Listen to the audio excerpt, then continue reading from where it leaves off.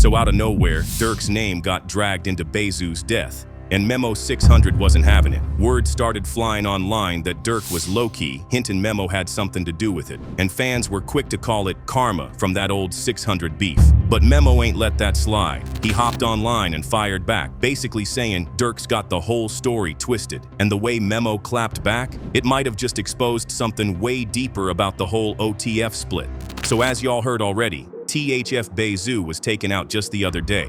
Dude got hit multiple times outside a shop in Chicago's Little Village on a Saturday afternoon. He wasn't the only one hit either. Zoo was with two other dudes when somebody pulled up and started letting off shots. The shooting popped off around 3 p.m. near 31st and St. Louis in Little Village. 3 men got hit and rushed to the hospital. At first, people online were saying Bayzoo survived after taking multiple rifle shots to the chest. But the following morning, a bunch of his homies started posting tributes, and the news became official. THF Bay Zoo didn't make it. The other two dudes survived and were listed in fair condition. Before you know it, a video of the whole thing hit social media. People were reposting it left and right. The clip showed a dude in a gray Nike tech, and that detail had the internet going wild. Before long, rapper Lil Sam started bragging online, talking like he had something to do with it. That just threw gas on the fire. Fans were glued to their phones, playing detective, connecting dots between posts, comments, and old beefs. Some were saying it had to do with gang tensions between the Black Disciples and OTF affiliates.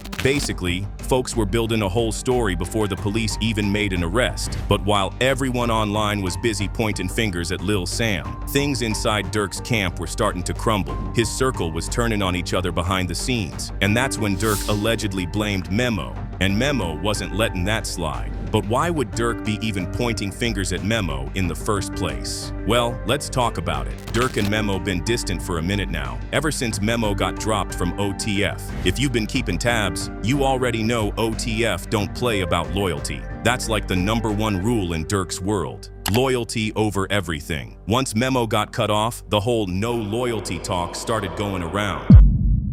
People said Durk started acting like, "You can't sit at this table" type energy. Basically meaning, if you ain't riding 100% for OTF, you might as well stay away. Memo didn't really bite his tongue either. He spoke on it in interviews and on live, saying Durk expects people to choose OTF over their own block. Like you can't even have ties outside the circle. That's where things started to really crack between them. Memo wasn't trying to play the little bro role anymore, and Durk wasn't trying to deal with anyone he saw as halfway loyal. Then the rumors started snowballing. Word on the streets, and especially online, was that Durk believed Memo's crew had ties with one of the BD factions that's had tension with OTF for years. That connection even got thrown around when it comes to Bayzoo's death, so you can imagine how that looked from Durk's point of view. He's losing one of his closest guys, and now people are whispering that someone from his own old camp might have been cool with the ops. That was enough to make Durk's trust issues go through the roof. And then came the part that really pushed it over the edge: the group chat rumor. Folks online started saying Durk heard Memo was laughing about Bayzoo's death in a chat with his people. Whether that's true or not, it spread like wildfire. Durk took it as total disrespect, like Memo was mocking the situation instead of mourning someone they both knew. So from Durk's side, it looked like Memo was moving shady, chilling with the wrong crowd, laughing at the wrong time, and acting way too distant from the OTF fam. And once that energy got out, it spread fast. Everybody in the scene started picking sides, whispering about what really went down. So Durk started feeling like Memo couldn't be trusted anymore, and word got out quick. But Memo ain't the only one who gets brought up in this Bayzoo conversation. Another name that instantly got thrown in the mix is Lil Zay Osama. See, Lil Zay has been taunting the Durk, Zoo, and the boys online, talking wild about how he got his revenge after his watches got stolen by THF members a while back. He even bragged like, 2 watches got stolen, but 5 lives got taken. That's how deep it's got. Now, THF Bay Zoo wasn't just any regular name. He was a major piece in this Chicago puzzle. He's from THF, short for Trigger Happy Family, a mix of Black Disciples and Mickey Cobras out the Woodlawn area on the south side. That set runs deep with O-Block 600 and Lamron, which is how Bayzoo became tight with Lil Durk. But those same ties might have been what put a target on his back. The bad blood with Lil Zay Osama started a few years ago over that watch incident. Lil Zay went on No Jumper, talking about how he invited some THF folks to his video shoot, fell asleep drunk, and woke up to his watches gone. Ever since then, bodies have been dropping left and right, both sides pointing fingers, both sides hurting. Things got even darker when another THF rapper, THF TP, was taken out earlier this year in front of his wife and daughter. That hit shook the city. Zay even spoke about that situation during one of his No Jumper interviews. It was like a viral video of THF TP. He was walking with his kids, and that shit went, you know what I'm saying? Your ass funny as hell, bro.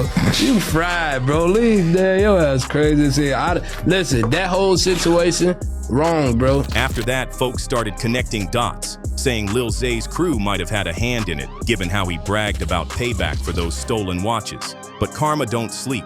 Lil Zay's own homie, DMG Lil Deuce, the same dude he went live with talking about painting the city red, got gunned down just weeks ago. And now, fast forward to this weekend, and Bayzoo gets caught in that parking lot. And this ain't the first time either. Just last year, another known THF member got taken out on the west side too. The street's been on fire for months. This is part of that same back and forth war that's been brewing between THF and their ops. The tension been crazy, especially between THF and Lil Zay Osama's side. Now the city's mourning again. It's another sad story out of Chicago's drill scene. Another life gone, another child left behind. And the wild part? Most of the OG 600 and THF members either locked up or dead. The few that made it out, they ain't even in the city no more. Ever since Durk got locked up, his camp been falling apart piece by piece. One by one, they either get caught in the system or get taken out in the streets. It's like the curse just won't let up. As you can imagine, at this point there's all kinds of internet theories floating around. The Bayzoo shooting included rumors from Las Vegas, suggesting the shooter was flown out of the city shortly after the incident, implying a well-coordinated hit with escape plans. This Vegas angle added fuel to the wildfire of speculation and underscored conspiracy vibes around the shooting. Tying this back to the Durk Memo beef, Durk's camp is seen blaming Memo 600 for setting Bayzoo up, fueling the existing tension between the two. This division shows just how separated the opinions online really are. Durk's loyal fans firmly believe Memo orchestrated Bayzoo's downfall, while others think Durk is deflecting blame because he is losing too many people around him lately. Adding to all the tension is the fact that things took an even darker turn when some of Durk's older lyrics began resurfacing online. Fans started theorizing that these lyrics could have been about Bayzoo, adding a chilling layer to the ongoing drama and leaving many wondering about hidden messages and past warnings embedded in Durk's music. This mix of blame, defense, conspiracy, and cryptic lyrics has kept the Bayzoo case hella covered and heavily discussed on social media. And it only goes to show how many cracks there really are within Durk's circle and how deep the suspicion runs in the Chicago rap and street scenes. Ain't nobody denying it. Zoo was a real one. His death hit the streets hard, sending shockwaves through Chicago and the drill scene. People who knew him say it wasn't just about the music. Bayzoo was loyal to the core, always repping OTF and keeping it real about the streets. But after he got taken out, things started shifting fast. Rumors popped off that some 600 members started distancing themselves, maybe scared of getting caught in the crossfire or worried about who's really pulling strings behind the scenes. And the streets felt that tension. Alliances that seemed solid started wobbling. Trust gone. Fear everywhere. Bayzoo's death wasn't just another headline. It was a warning shot that the drama wasn't over and people had to watch their backs. Zoo's legacy, though, that's untouchable. He was a voice of the South Side, telling real stories about loyalty, survival, and the grind.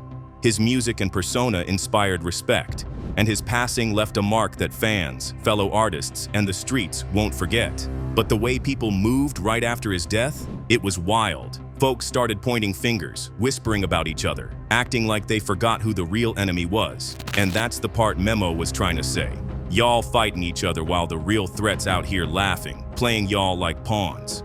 His clapback wasn't just a defense. It was a message about perspective, loyalty, and keeping your eyes on what really matters. Now we gotta ask the question everybody's whispering about. Who really caused Bayzoo's death?